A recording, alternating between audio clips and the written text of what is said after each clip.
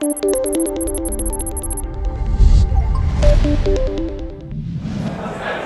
I'm Rachel Park. Today for the MTC3 interview series, I've been joined by Holger Linder and Gregor Reischle from TÜV Süd. Hi guys, thanks for joining me today.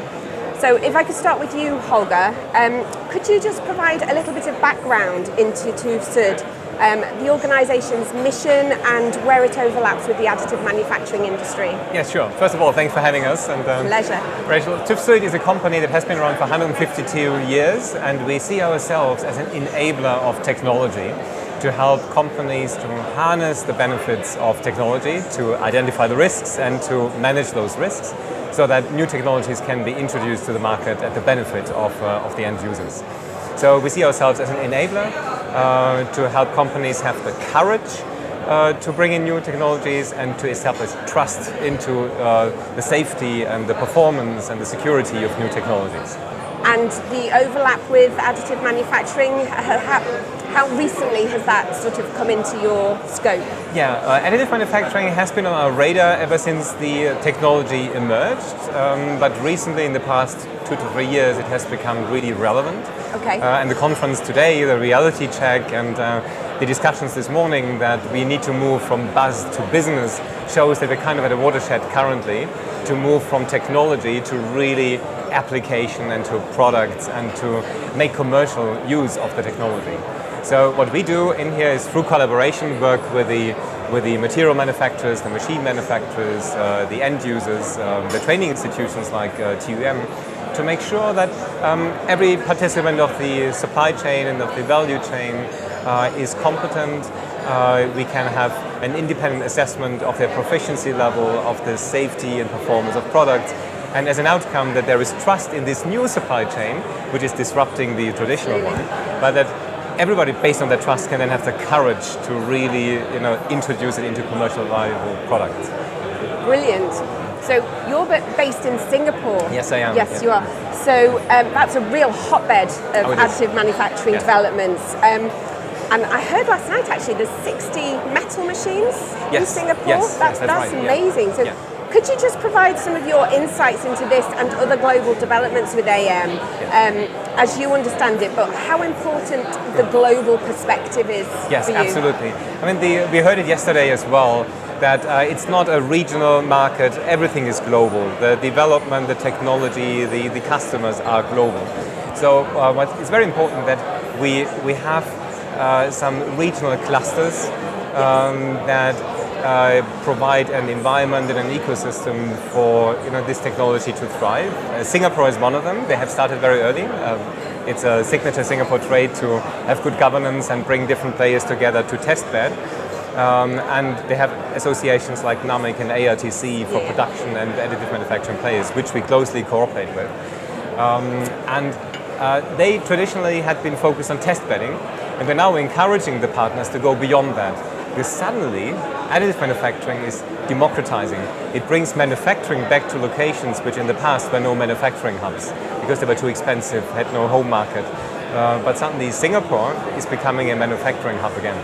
And our ability to come from Munich, where a new cluster has been formed with some of the same partners, some other partners, allows us to bridge the learnings from different clusters to cooperate beyond geographies and basically deliver against these global opportunities, global challenges in a way that we have work share, we have cooperation, and as a result speed up this entire process by several dimensions.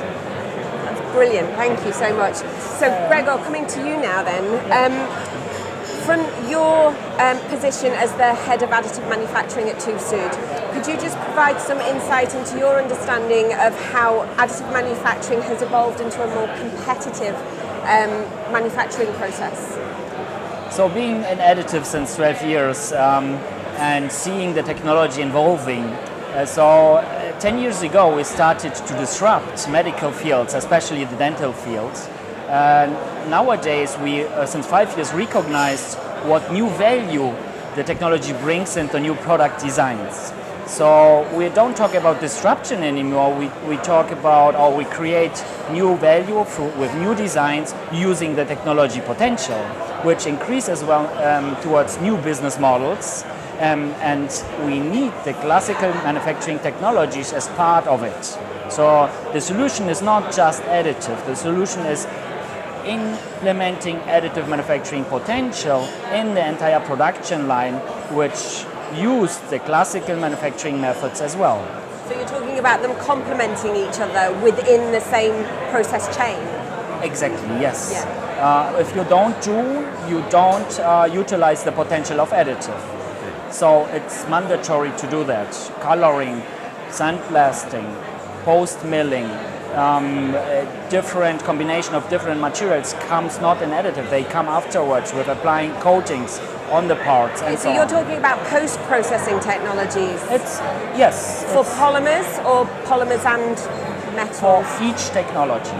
So for metals, polymers, even for ceramics, it's going to be important to implement post-process technologies to increase the value and the quality of the part.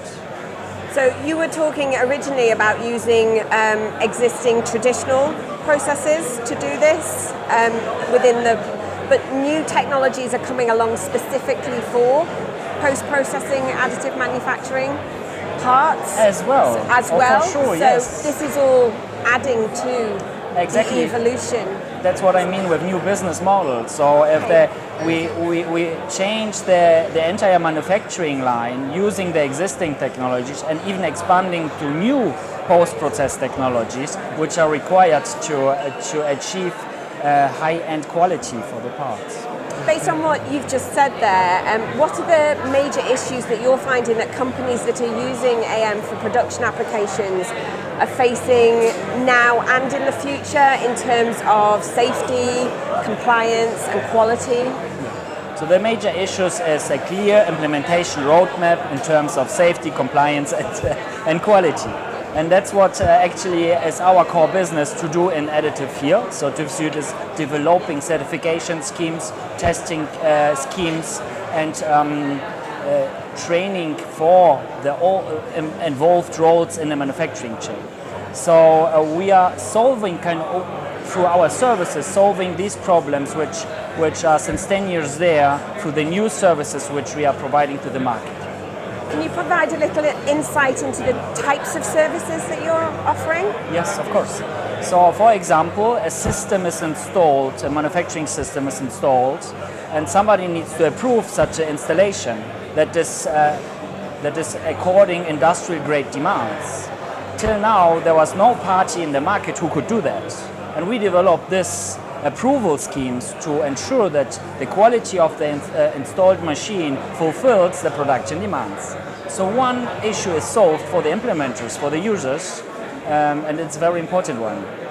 Continuing the process, continuing all the process hardware and softwares involved need actually quite often the same kind of scheme where we approve a certain level of KPI and quality which fulfills the industrial grade demands, and that's what our AM team does.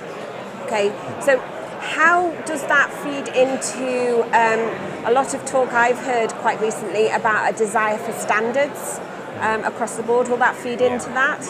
Very much, as we can't approve something without any standards. So we are very active in ISO ASTM standardization.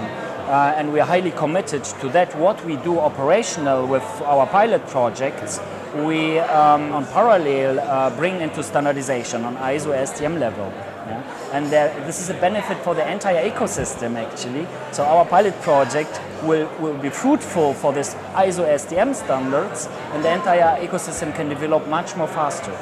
And in terms of global standards, will you work with other sort of regional standards like ASTM and BSI? Exactly, yes. So there's a ISO TC 261, which is the most important technical committee for standardization in additive manufacturing. We are there with 8 employees, it's actually the strongest partner of the standardization and involved in more than 8 standards actually. So a few employees are writing on 2 different ones because we recognize that this needs to be done. Otherwise, our industry don't move forward to industrialized readiness. So, open to both of you now. We don't know what we don't know, obviously, but in your opinions and based on your different experiences, where do you see the opportunities and the possible difficulties with a wider adoption of additive manufacturing? Wider adoption will definitely give everybody the comfort, to make this change, because it implies a change from the way you design products and produce products in the old way towards a new way. And everybody feels uncomfortable with change unless you have some trust that the way you're moving to is proven and is better than what you did in the past. So I think the challenge is in every organization to get every constituent, from the designer to procurement to the manufacturing floor, to get them to embark on their journey towards producing products in an additively manufactured way. So the end-to-end process. Yes, exactly. So when it's with a top-down view almost. With a top-down view. Yeah. So when you have the comfort that yes, there's a broad adoption rate, then your perception of risk is reduced. Absolutely. We support that in providing certainty. That's the first one, through standardization and through accompanying our partners at every step of the production and change process. And the other one is we give them trust that you can rely on the safety and quality of the products if you follow these guardrails. So now it's up to you to have the courage to embark on the change process. Are there any opportunities and or difficulties that you see with wider adoption of additive manufacturing? I think if we solve the difficulties with this adoption right now, in future we have just opportunities. And opportunities are quite big. As production on demand, available printers everywhere will partly solve our problems of sustainability, which we don't supply chains. Yeah. So if we don't solve without production on demand, so parts are shipped in ships, in planes, through the entire globe.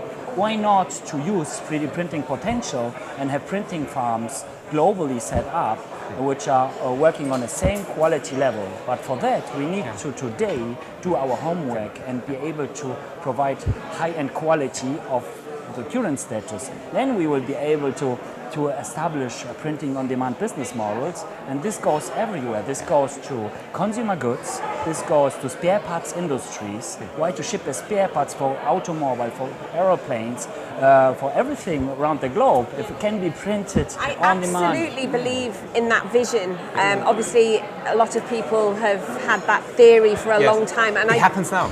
It happens, it has started. So the vision will take some time, but some of our customers, in Germany, Mobility Goes Additive is one of the associations where we're active, and German Rail, for example, is producing their spare parts in an additively manufactured way. And they ask us to certify their supply chain. So it starts in some industries. It's not a broad scale implementation yet, but clusters where we are market leaders in transportation and in medical devices and in aerospace. These are the ones who are adopting it already. Yeah, no, I'm totally buying that, and I really love the vision. But I guess we'll just round up then with, if it's starting now, and that's what you described as the end vision, what sort of time frame do you see that in? Oh, okay. So I believe there's no general time frame, but there are industries which are doing it already today. Look at dental industry. They have on-demand global production for crowns. It's already happened the last 10 years. So as next, I see definitely the shoe industry, the consumer goods, glasses, glass frames. These are the kind of these applications which quite keen to scale globally. Spare parts in general for automotive industry, but as well for humans. Yes. It's very interesting. So this is going to happen during the next 10 years. Yes, I mean, it will take time. I don't think it will be something that next year suddenly quadruples. Maybe it starts somewhere in one of the regions, right? So that's our big hope, that we participate in different industries in different regions and hoping for the trigger point that suddenly ignites it. But take the lift industry, for example. A lift has so many customized spare parts. So for the lift manufacturers to maintain that inventory of spare parts is a huge burden. and that industry is big. I mean, wherever there is building boom in Asia or in the Middle East or wherever. So these are, products where the conditions are right. Hasn't taken off yet, but it may take off. Industries with high risks. I mean, we mentioned that aerospace and medical devices, where it's highly customized and highly regulated. Industries where it will happen. But to predict when it will happen, it's a question we're being asked by our board as well. You know? Well, on that very positive note, I think we should probably round up. But thank you so much for your time today, gentlemen. A pleasure. Thank you. Thank you so much.